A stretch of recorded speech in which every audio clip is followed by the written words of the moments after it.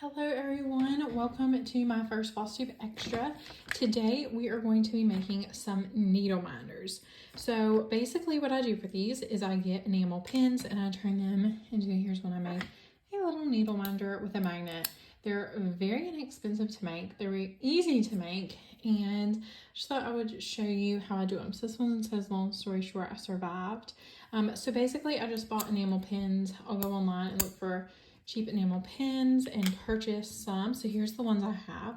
We have I Just Need Iced Coffee, Olive Garden with Estee. That's a little bit of a niche Taylor Swift lyric, and you can see in the back they have a little pin, like so you could hook it to whatever, and then they all have backs as well, which I have taken off.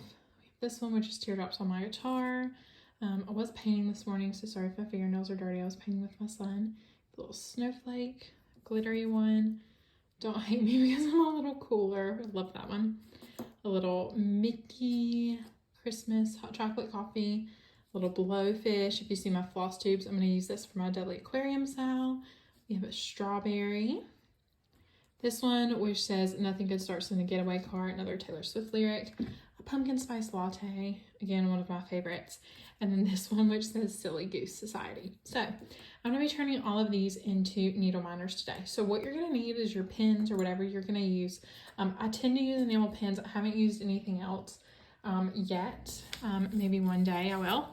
And then I'm going to start by taking the backs off of those. So see, this one has its little back on, and all I'm going to do is remove that. You're also going to need a pair of wire cutters.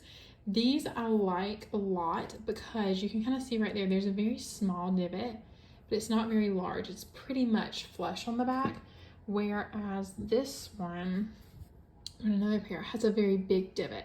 So you're not going to get as clean and close of a cut.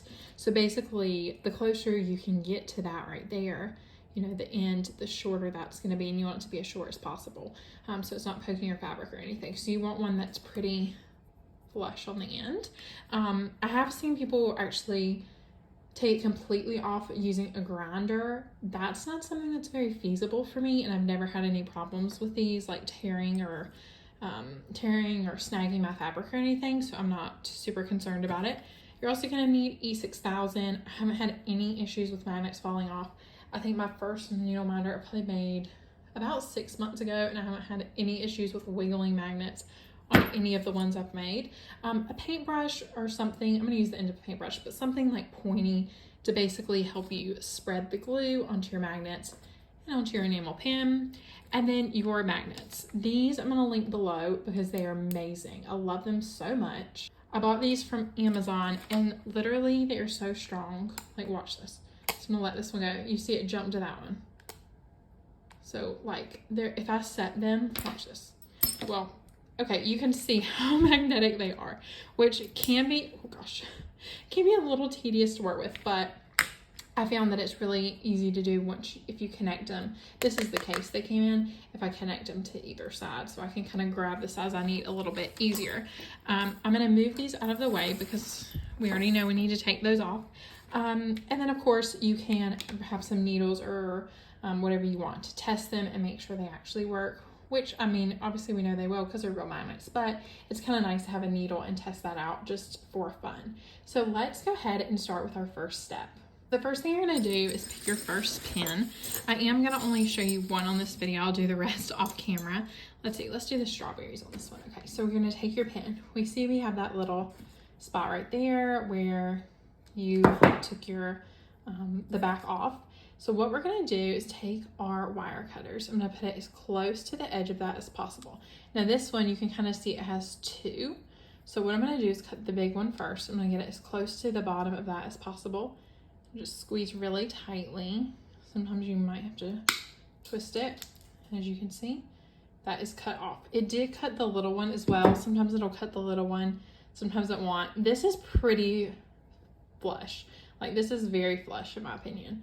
You can see there's a teeny tiny bit sticking out, but basically the key is that the amount, let me take one of these off. The amount sticking out needs to be less than your magnet, because if it's less than your magnet, then it's not going to snag your fabric, and we can see here that it is less than our magnet. So You're gonna do that to all your enamel pins, and now we can see it lays really nice and flat. And we're gonna move on to the next step. So that would be choosing what size magnet you want. The ones I linked below are a variety pack. I have not used the smallest ones in there, but I've used all the other ones and haven't had any issues. So I'm gonna get this one. It's probably about 3/4 of an inch, and you're gonna want two. So we're gonna take two, sit them very far apart, because if they get too close, give it a second. See? So it's not as bad when you have two, but if I had a whole stack right there, sometimes if you'll have like 2 stacks, see how they'll do that. But once you have 2, it's not as big of a deal. It's a little bit easier. So they won't jump to each other. But I do like to warn you about that, because the first time I did it, I was not expecting that. All right, so I'm gonna go ahead and take the top off my E6000. All right, so take that off, and I'm just gonna squirt it directly onto my paper. I do have just some wrapping paper down. I did a double layer of it. You can use wrapping paper, cardboard, whatever. If you haven't used E6000 before, it's the world's worst, as you can see, for dripping. So I get the last little bit off and then immediately put the cap on. So what you're gonna do is, I like to do mine right beside where we cut the enamel off of. I'm gonna take a little bit, the E6000, and I'm gonna spread it on there. And I prefer a generous coating. If there's a little bit seeping out, it doesn't bother me. It can be a little bit cleaner if you want, if you don't want any seeping out, but I don't mind it. It's gonna dry clear. It doesn't really bother me as long as it doesn't get on the front. So then we'll just stick our magnet on there, and we're going to let that dry. This magnet, you're not gonna need to do anything with right now. Once that dries, we will put this on one side of the fabric, put your fabric in the middle, and then put another magnet there. But we're obviously not going to do that right now, because we want it to dry, and if you do it while it's drying, it's going to mess it up. So let's do that one more time. Let's do the pumpkin spice latte, because I'm super excited for this one. All right, so again, come here, get it as flush as possible, cut it, and go down just a little bit more. All right, so you can see that cut off.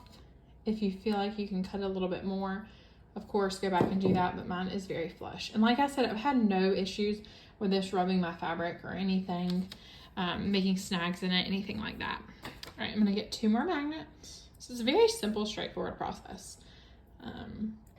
2 more magnets. I'm sure other people have done tutorials on it. I've never looked it up. I know this isn't revolutionary, but just thought I would share how I do it. And you can really have lots of fun. So put that E6000 and then put our magnet on. You can have lots of fun finding your enamel pins. That's half the fun of it. And you can see here, it's flush. Where we cut off is sitting shorter than our magnet. So picking that up, hold on. I'll do it this way. See, it's sitting shorter than our magnet. If you can really look this way and see, you can't see it over the magnet. So that's another way to check. And then we'll put him in our drying station. Here, I'll move that down so you can see a little better. In our drying station, and then we have our 2 back magnets, and I will put those far enough away to where they're not going to magnetize to our pins, but close enough that I know which one they go to. So basically, all you have to do now is wait for those to dry, and then you'll have this. I did the exact same thing for this one. You can see where I cut off the bottom of that pin, glued on a magnet, and you can see that glue dries clear, so you see a little bit there, but it looks fine. And basically what you'll do, let's see, do I have fabric? Actually, pull out my project bag. Do I have a scrap piece of fabric in here? I do. And let me get all the straggler strings. You know what, we'll just turn it over. And you'll put this on the front.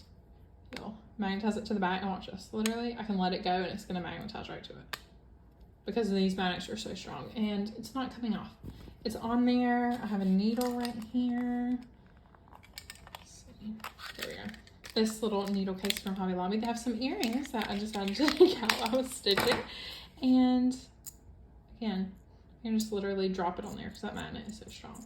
You can see I'm moving it. Obviously, you know, if you knocked it hard enough, it could fall off, but it's pretty magnetized. I hope you enjoy this tutorial. I hope it was helpful. Again, I know it's pretty simple. It's not rocket science, but I thought it would be helpful. It's definitely something that I feel like for a beginner and you see how much needle minders are, it's nice to have the option to make your own until you want to invest in some. So thank you so much for letting me do this video.